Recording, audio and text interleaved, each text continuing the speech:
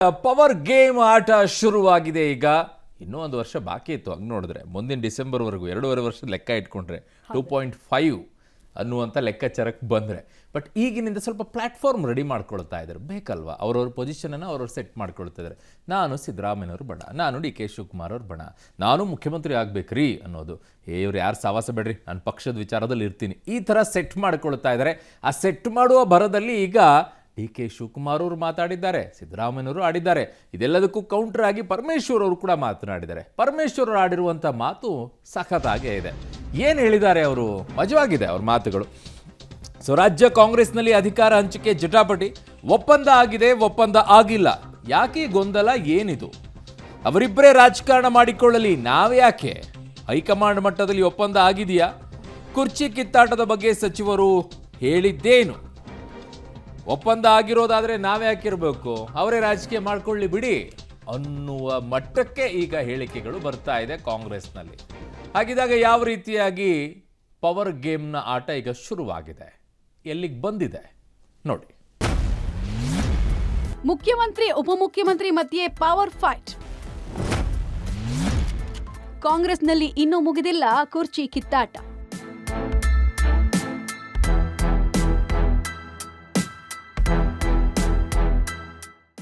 ಚುನಾಯಿತ ಈಗ ಜನರ ಆಶೀರ್ವಾದದಿಂದ ನಾವು 136 ಸ್ಥಾನ ಗೆದ್ದಿದ್ದೀವಿ. ಜನರ ಆಶೀರ್ವಾದ. 5 ವರ್ಷ ಇರಿ ಅಂತ ಹೇಳಿದ್ದಾರೆ, 5 ವರ್ಷ ಈ ರಾಜ್ಯದ ಅಭಿವೃದ್ಧಿ ಮಾಡಿ ಅಂತ ಹೇಳಿದ್ದಾರೆ.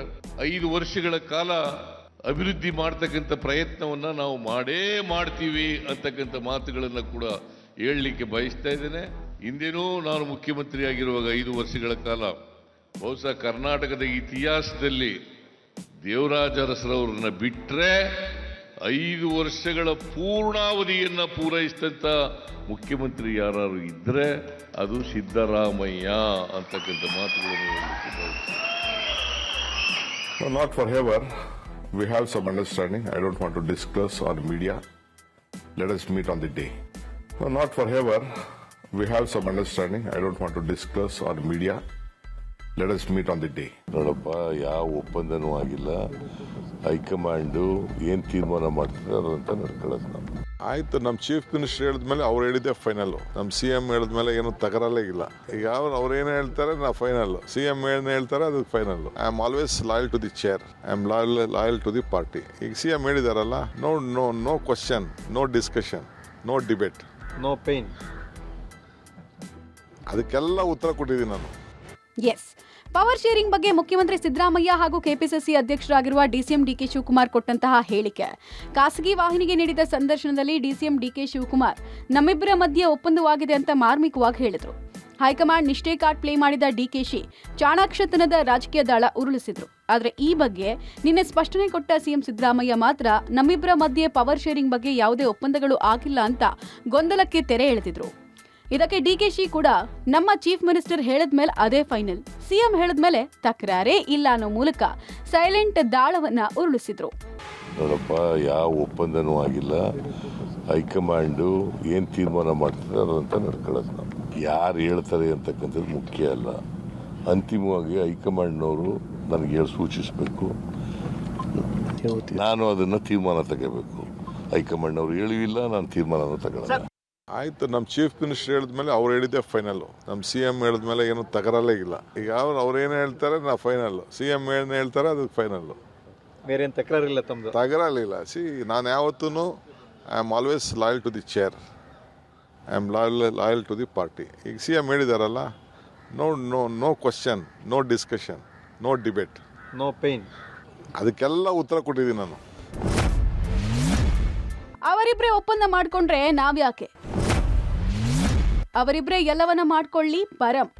ಮುಖ್ಯಮಂತ್ರಿ ಹಾಗೂ ಉಪಮುಖ್ಯಮಂತ್ರಿ ಹೇಳಿಕೆಗಳಿಗೆ ಗೃಹ ಸಚಿವ ಪರಮೇಶ್ವರ್ ಕಿಡಿಕಾರಿದ್ದಾರೆ. ಅವರಿಬ್ರೇ ಒಪ್ಪಂದ ಮಾಡಿಕೊಂಡು ಸರ್ಕಾರ ನಡೆಸೋದಾದ್ರೆ ನಾವ್ಯಾಕಿರೋದು? ಅವರಿಬ್ರೇ ರಾಜಕಾರಣ ಮಾಡಿ ಅವರಿಬ್ರೇ ಎಲ್ಲ ನಡೆಸಲಿ ಬಿಡ್ಲಿ ಅಂತ ಸಿಟ್ಟಾಗಿದ್ದಾರೆ. ನನಗೆ ಗೊತ್ತಿರೋ ಹಾಗೆ ದೆಹಲಿ ಮಟ್ಟದಲ್ಲಿ ಯಾವುದೇ ಪವರ್ ಶೇರ್ ಒಪ್ಪಂದ ಆಗಿಲ್ಲ. ನಾವು ಹೈಕಮಾಂಡ್ ಏನ್ ತೀರ್ಮಾನ ಮಾಡುತ್ತೋ ಅದನ್ನ ಫಾಲೋ ಮಾಡ್ತೀವಿ ಅಂತ ಪರಮೇಶ್ವರ್ ಪಂಚ್ ಕೊಟ್ಟಿದ್ದಾರೆ. ಯಾವ ಒಪ್ಪಂದ ಆಗಿರೋದು ನಮಗೇನು ಗೊತ್ತಿಲ್ಲ, ನನಗೇನು ಗೊತ್ತಿಲ್ಲಪ್ಪ. ನಾನು ಯಾರು 2-3 ಜನ ಕೇಳಿದೆ, ಡೆಲ್ಲಿ ಒಳಗೂ ಕೇಳಿದೆ, ಇಲ್ಲೂ ಕೇಳಿದೆ. ಯಾವ ಒಪ್ಪಂದನೂ ಯಾರೂ ಆಗಿದೆ ಅಂತ ಎಲ್ಲೂ ಯಾರೂ ಹೇಳಿಲ್ಲ. ಒಪ್ಪಂದ ಆಗಿದೆ ಅಂತಂದರೆ ಮತ್ತು ನಾವೆಲ್ಲ ಯಾಕಿರಬೇಕು? ನಾವೆಲ್ಲ ಯಾಕೆ ಇರ್ಬೇಕು ರೀ? ಡಿ ಕೆ ಶಿವಕುಮಾರ್ ಅವರಿಬ್ಬರೇ ರಾಜಕಾರಣ ಮಾಡಿ ಅವರಿಬ್ಬರೇ ನಡೆಸ್ಬಿಡ್ಲಿ, ಬೇರೆಯವ್ರು ಯಾರು ಇರೋದೇ ಬೇಡವಾ? ಅದೆಲ್ಲ ಆ ರೀತಿ ಏನೂ ಆಗಲಿಕ್ಕೆ ಸಾಧ್ಯ ಇಲ್ಲ. ಅದರಿಂದ ಹೈಕಮಾಂಡು ಏನು ತೀರ್ಮಾನ ಮಾಡುತ್ತೆ ಅದನ್ನು ಒಪ್ಕೊಳ್ಳೋವಂಥ ಜನ ನಾವು. ಆದ್ದರಿಂದ ಈ ಒಪ್ಪಂದ ಅವೆಲ್ಲ ನಮಗೇನು ಗೊತ್ತಿಲ್ಲಪ್ಪ. ನನಗೆ ಎಲ್ಲರೂ ಫ್ರೆಂಡ್ಸ್ ಅಂದ್ರು DKShi. I don't have enemies in politics. Parameshwar ಹೇಳಿಕೆಗೆ DKShi soft reaction. Power sharing ಚರ್ಚೆ ಬಗ್ಗೆ ಗೃಹ ಸಚಿವ ಪರಮೇಶ್ವರ್ ಪಂಚ್ ಮಾತಿಗೆ ಡಿಕೆಶಿ ಸಾಫ್ಟ್ ಆಗಿ ರಿಯಾಕ್ಷನ್ ಕೊಟ್ಟಿದ್ದಾರೆ.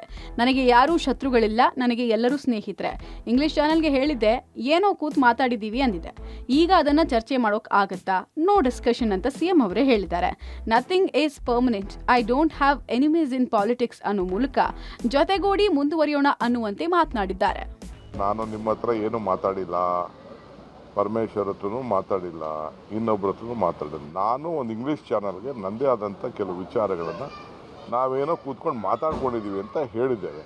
ಏನು ಮಾತಾಡಿದ್ದೇವೆ ಅಂತ ಬಹಿರಂಗ ಹೇಳೋಕ್ಕಾಗ್ತದಾ? ಸೊ ನೆನ್ನೆ ನಮ್ಮ ಚೀಫ್ ಮಿನಿಸ್ಟರ್ ಹೇಳಿದ್ದಾರೆ, ನೋ ಡಿಸ್ಕಷನ್ ಅಂತ ಹೇಳಿದ್ದಾರೆ. ಆಯಿತು, ನೋ ಡಿಸ್ಕಷನ್ ಅಂತ ಒಪ್ಕೊಂಡಿದ್ದೇವೆ. ನನಗೆ ಯಾರ ಮೇಲೂ ಡಿಫ್ರೆನ್ಸ್ ಇಲ್ಲ. I don't have any enemies in politics.